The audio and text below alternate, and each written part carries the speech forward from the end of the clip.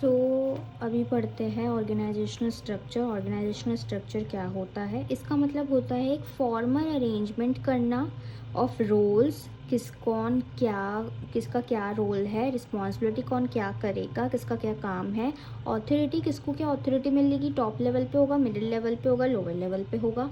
Communication in an organisation की कैसे communication चलेगा ऑर्गेनाइजेशन के अंदर, बेसिकली शो करता है कि कौन किसको रिपोर्ट करेगा और कैसे एक काम को डिवाइड किया जाएगा, और हाउ डिसीजंस आर मेड कि कैसे डिसीजन लिए जाएंगे या बनाए जाएंगे।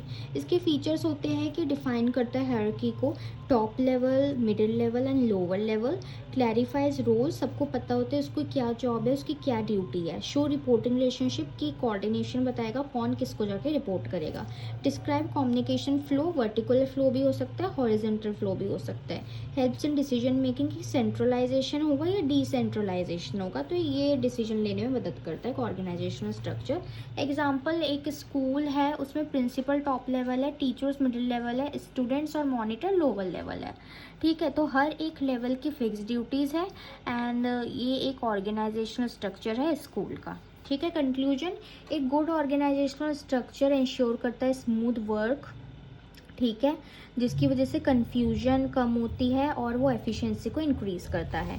देन ऑर्गेनाइजेशनल क्लाइमेट क्या होता है? ऑर्गेनाइजेशनल क्लाइमेट बेसिकली होता है कि ओवरऑल एटमॉस्फेयर, जो फीलिंग्स या फिर जो वर्क एनवायरनमेंट और एटीट्यूड होते हैं एम्प्लॉयज़ के within the organization, organization को लेके क्या फीलिंग है, क्या फीलिंग है और क्या कैसा एटीट्यूड है ऑर्गेनाइजेशन को लेके एम्प्लॉय का।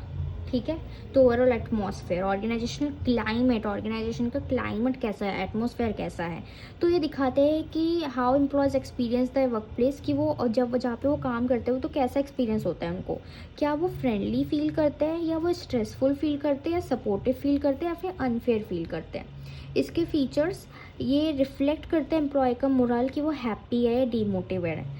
ठीक है, ये शो करता है मैनेजमेंट स्टाइल की सपोर्टिव है या स्ट्रिक्ट है management, based on communication patterns की ओपन कम्युनिकेशन चल रही है या फिर क्लोज कम्युनिकेशन चल रही है, जो तुम्हें बोला जा रहा है तुम्हें वही फॉलो करना है या तुम्हें भी कुछ डिसीजन में अपना कंट्रीब्यूशन देने के लिए कहा है या नहीं। अफेक्ट्स मोटिवेशन प्रोडक्टिविटी, अगर पॉजिटिव क्लाइमेट होगा तो ऑफकोर्स प्रोडक्टिविटी ज़्यादा होगी, एम्प्लॉय को ज़्यादा मोटिवेशन आएगी।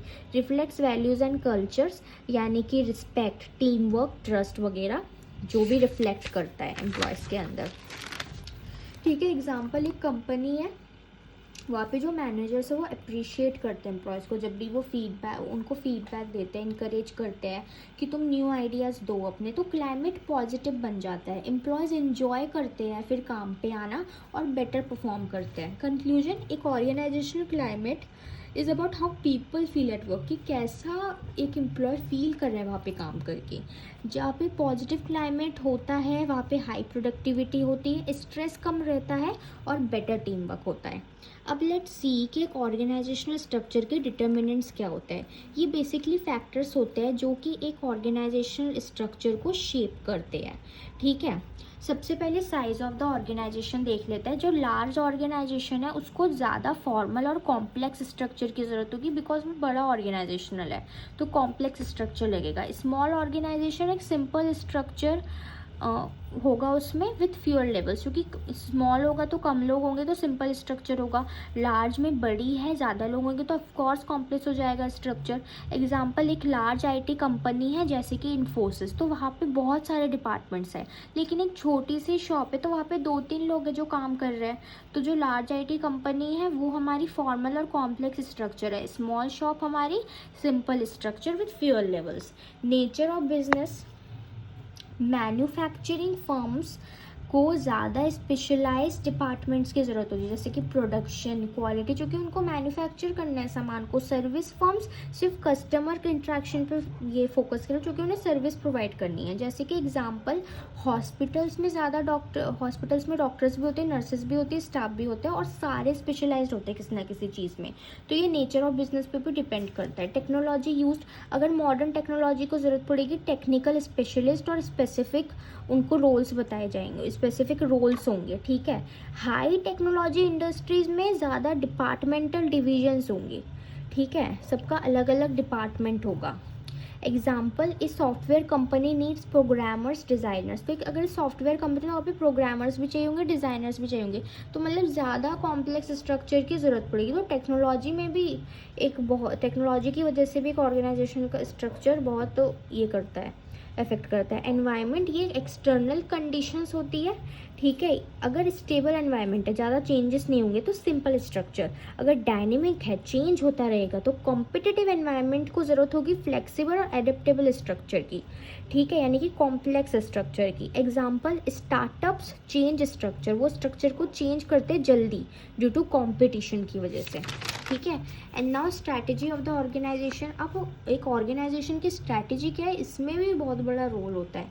अगर स्ट्रैटेजी है इनोवेशन, ठीक है, यूनिकनेस, तो फ्लेक्सिबल होना पड़ेगा, फ्लेक्सिबल स्ट्रक्चर चाहिए होगा। डिसेंट्रलाइजेशन, क्योंकि अगर सेंट्रलाइजेशन किया तो टॉप लेवल मैनेजमेंट को ही, टॉप लेवल मैनेजमेंट ऑर्डर दे रहा है, सबको वही फॉलो करना है। लेकिन डिसेंट्रलाइजेशन पे सब अपने अपने लेवल पे काम करेंगे, ठीक है। तो इनोवेशन आएगी, क्रिएटिविटी, आइडियाज तभी आएंगे।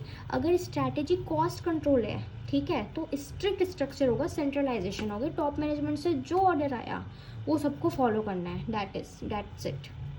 एग्जाम्पल, एप्पल फोकस करता है इनोवेशन पे, फ्लेक्सिबल डिज़ाइन टीम्स, ठीक है, तो फ्लेक्सिबल रहता है।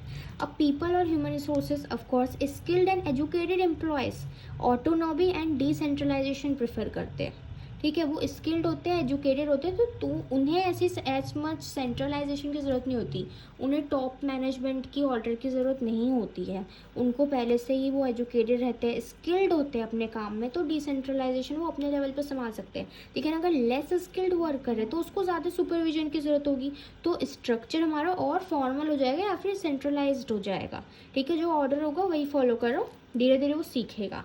एग्जाम्पल, फैक्ट्रीज में ज़्यादा सुपरविजन रहता है, बट रिसर्च लैब्स में फ्रीडम रहती है। फैक्ट्रीज में क्योंकि लेबरर्स काम करते हैं, तो हमें उन्हें समझाना पड़ेगा तुम्हें क्या काम करना है, सुपरवाइज करना पड़ेगा। रिसर्च लैब्स में सारे एजुकेटेड है, तो उनके पास वो फ्रीडम रहती है, उनको पता है उन्हें क्या करना है। Management style, autocratic, democratic, less fair, ठीक है। ऑटोक्रेटिक मैनेजर यानी कि रिजिड स्ट्रक्चर, एक ही स्ट्रक्चर यानी कि Hitler. Democratic manager, open communication and flexible structure, यानी कि गवर्नमेंट या फिर प्राइवेट एंटरप्राइजेस कि ओपनली आप बताओ हम कोई डिसीजन ले रहे हैं आपके लिए, तो आप भी उसमें योगदान दो, तो फ्लेक्सिबल स्ट्रक्चर। एग्जांपल, अपनी एक मैनेजर अपने एम्प्लॉय को ट्रस्ट करता है, तो उसको अलाउ करते हैं कि तुम डिसीजंस ले सकते हो, ठीक है।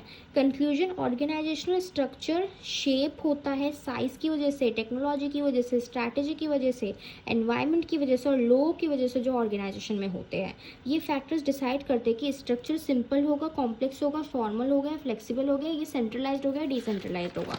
सो these are the determinants of organizational structure: size, nature, technology, environment, strategy, people, management style. तो ये हमारा ऑर्गेनाइजेशनल स्ट्रक्चर था, ऑर्गेनाइजेशनल क्लाइमेट था and determinants of organizational structure था।